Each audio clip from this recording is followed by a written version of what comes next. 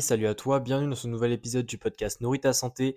Aujourd'hui, on va parler du fer et on va parler des véganes et plus précisément de comment est-ce qu'on peut atteindre nos apports en fer en tant que vegan, donc c'est-à-dire végétalien. Et là, je parle pas ici des végétariens, mais vraiment de végétaliens. Donc les personnes qui ne consomment pas du tout de sources animales, c'est-à-dire les viandes, les poissons, les produits laitiers, les œufs, le miel. Et on va voir un petit peu comment est-ce qu'on peut faire pour atteindre nos apports en fer. Déjà, pourquoi est-ce que c'est important d'aborder ce sujet? Tout simplement parce que le fer, ça se trouve principalement dans les sources animales. Le fer a deux types de formes, et j'en ai déjà parlé dans des épisodes où je parle beaucoup plus du fer en termes théoriques, on va dire. Mais le fer, pour rappel, a deux formes, et une forme, on va dire, végétale et une animale, qui s'appelle le fer héminique pour le fer animal et le fer non héminique pour le fer végétal.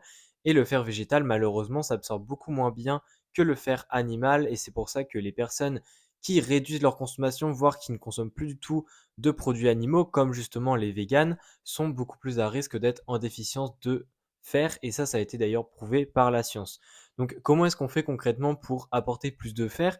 Eh bien, il existe plusieurs méthodes, mais évidemment les méthodes que je vais t'expliquer, si tu es déjà en anémie, etc., il faut d'abord en parler avec ton médecin, et je ne suis pas ici pour te dire qu'il y a une solution miracle dans le cas où tu es déjà en déficience de fer depuis un certain temps.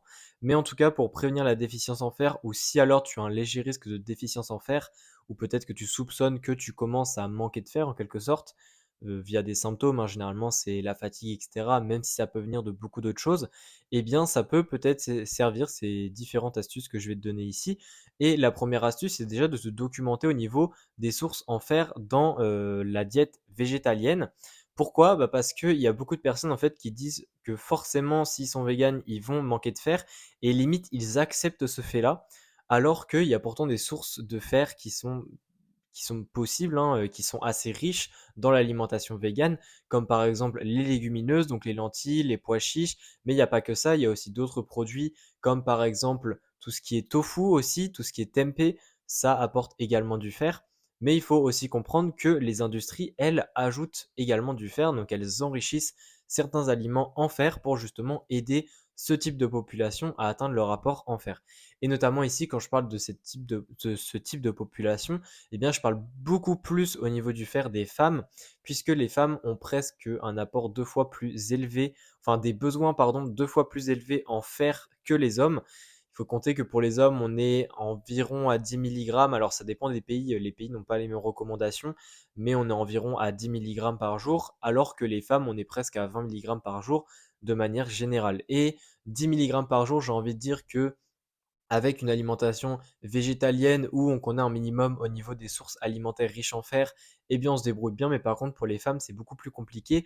Et c'est d'ailleurs pour ça que je tiens à dire que si tu es une femme et tu es végane, eh bien parfois il peut être intéressant de faire une prise de sang et de voir si la supplémentation, ou voir différentes manières avec ton médecin pour justement atteindre tes apports, puisque l'alimentation, évidemment, ici l'idée, c'est que on cherche à atteindre tes besoins en fer, mais parfois c'est juste pas possible, ou ça demande beaucoup trop de contraintes pour que ce soit appliqué de manière générale dans ta vie, surtout selon ton travail, ton style de vie actuel, etc. Mais voilà, pour revenir au niveau des sources alimentaires, oui, il y a des sources alimentaires. Il y a les légumineuses, le tofu, le tempeh, comme je l'ai dit. Et justement, il y a des industries qui enrichissent certains aliments pour aider ce type de population. Et je n'ai pas dit lesquels, mais généralement, ce sont par exemple des céréales. Il y a des céréales pour le petit déjeuner qui sont enrichies en fer. Et même si on pourrait se dire que, on va dire, c'est ajouté, c'est une transformation, etc. Et en fait, il faut comprendre que beaucoup d'aliments ont justement des ajouts de nutriments, et pas que le fer. Il y a par exemple la vitamine D dans tout ce qui est le lait. Dans certains justement yaourts vegan, il y a le calcium. Alors ici, je ne vais pas parler du calcium, mais ça existe aussi. Et ça aide beaucoup puisque c'est aussi présent pour la vitamine B12, dont je ne vais pas parler ici non plus, mais la vitamine B12, il n'y en a pas du tout dans l'alimentation végane. Et ici, ça peut être intéressant justement d'avoir des aliments enrichis en fait en vitamine B12. Mais pour revenir au niveau du fer, oui, il y a des aliments qui ont du fer. Donc déjà, première astuce, c'est de te documenter sur les aliments riches en fer que tu peux consommer, donc qui sont admis dans la diète végane, et de voir en fait si dans ces aliments-là, il y en a vraiment que tu aimes et que tu te vois consommer assez régulièrement. Alors il faut aussi que tu fasses attention que les légumineuses, ce sont généralement les plus riches en fer, pour les véganes. Mais par contre, si tu en manges beaucoup, ça peut vite causer des problèmes de digestion. Ça, j'en reparlerai un épisode sur justement des astuces de digestion pour les véganes, puisqu'il y a beaucoup d'apports en fibres et ça peut être parfois compliqué. Mais voilà, il faut juste faire attention au niveau de ça.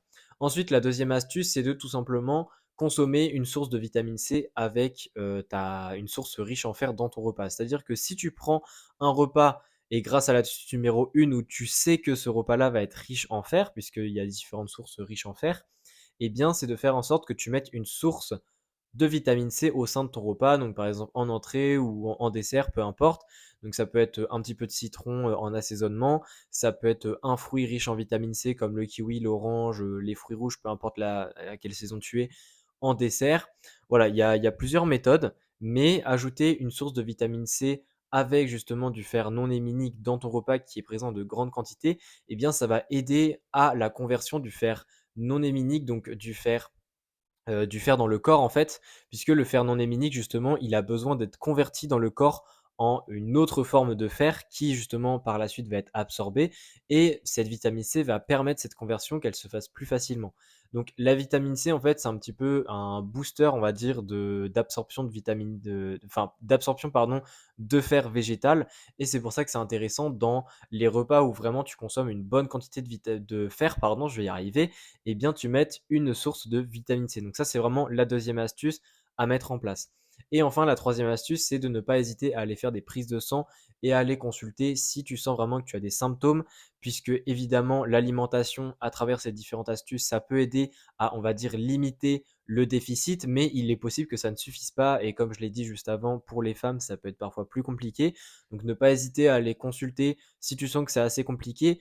Et évidemment, il faut aussi prendre en compte que ce n'est pas en appliquant ces conseils du jour au lendemain que tu vas régler le souci puisque c'est un effet cumulé. C'est-à-dire que si tous les jours tu mets ça en place, et bien au bout de quelques jours, de quelques semaines, et bien tu commenceras à ressentir les effets puisque les stocks de fer, il faut savoir qu'il faut 3 ans pour réduire à néant les stocks de fer si on n'en consomme pas, hein. C'est-à-dire que si par exemple tu as des apports totalement faibles en fer parce que tu es devenu vegan, eh bien il te faudra environ 3 ans avant que tu ressentes vraiment des symptômes au niveau de l'anémie, etc. Donc c'est quelque chose qui est très long, mais évidemment pour revenir en haut, pour refaire les stocks, eh bien forcément c'est évidemment très long aussi. Donc voilà, il faut être patient, ça c'est une autre astuce, mais il faut savoir aussi doser entre être patient et savoir consulter pour accepter le fait que l'alimentation ne suffira peut-être pas dans certaines circonstances. En tout cas, j'espère que cet épisode t'aura plu, que tu auras appris des choses. Et d'ailleurs, au niveau de l'alimentation végétalienne, eh bien, je vais prévoir une formation qui va sortir dans le mois de février. Donc, si tu veux plus d'informations, n'hésite pas à m'envoyer un message. Ou alors, si tu veux justement réserver, on va dire, ta place, en savoir plus sur les tarifs, etc., n'hésite pas à me contacter sur Instagram. Et sinon, on se dit à très vite. Allez, ciao.